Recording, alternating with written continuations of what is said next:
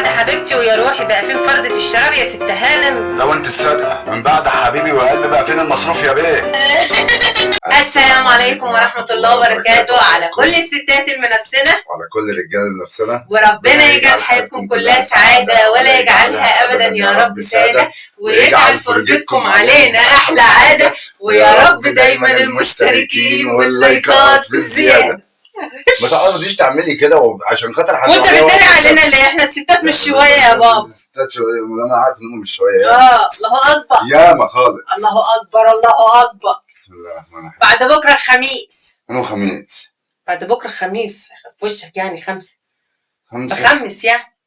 خمسي في الشارع. المهم كنتم طيبين يا جماعة. بعدين بعدين كنتم طيبين يا جماعة. بمناسبة شهر رمضان مبارك. مش احنا في شهر رمضان؟ امال ايه طيب؟ سدوا ودانكم. طب نقول ايه طيب؟ سدوا ودانكم. طب نقول ايه؟ مش كل سنة. يلا ندخل في الفزورة بتاعتنا النهارده. طب مش نقول لهم الاول يعني طالما الفيديو وصل لك يبقى لازم تنزل تعمل لايك للفيديو واشتراك في القناة وتفعل زر الجرس عشان خاطر يوصلك الحاجات اللي احنا بنعملها على طول. حاجات ايه؟ الحاجات ديت اللي هي ايه؟ الحاجات اللي احنا بنعملها دي. لا ادخل في الموضوع على طول. طب ما هنخش ايوه دخلنا في الموضوع. ما تبوخش بقى. وايه ده؟ وين؟ يلا.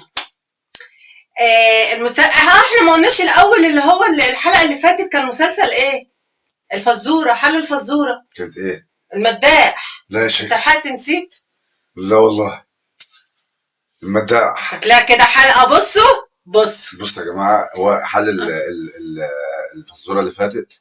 ما انا قلت خلاص. كانت ما احنا طب انا هنقول انا طب يعني ماشي يعني ولا نعمل ايه؟ ما انا قلت خلاص. مش انت مش طايقاني ليه؟ غيره بقى غير الحل بتاع المسلسل المداح. متشكرين يا اختي على الاضافه. العفو. المهم ان المسلسل بتاع النهارده. لا انا اللي اقول بقى. والله اتفضلي. لا انا اللي اقول وانا اقول لك ايه. قول كمان. اللي هو ايه ده؟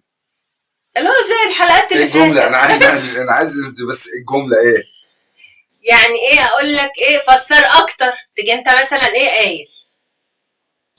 لا المفروض الكلام ده كنا اتفقنا عليه قبل مش قدام الناس. يلا يا جماعه بدون مونتاج الحلقه دي. يلا. حلقه النهارده او فزوره النهارده بتتكلم عن مسلسل ايه؟ مسلسل مصري اكيد يعني. لا مسلسل خفه والله. خفه يعني. هنجيب لك مسلسل هندي مثلا. فسر اكتر. هو مش جديد ومش قديم قوي. فسر اكتر. يعني هو بيتكلم عن قضية من أهم القضايا الأسرية. من أهم القضايا الأسرية. طيب فسر أكتر.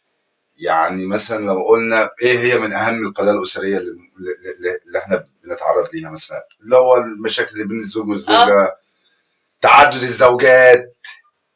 ماشي. ومالك مبسوط قوي في تعدد الزوجات؟ عشان خاطر هو المسلسل بيناقش القضية. أولا هو طب والله بصوا كأن عينيه بتضحك. اي والله. ايوه لا ده احنا لينا قاعده بعد الحلقه دي.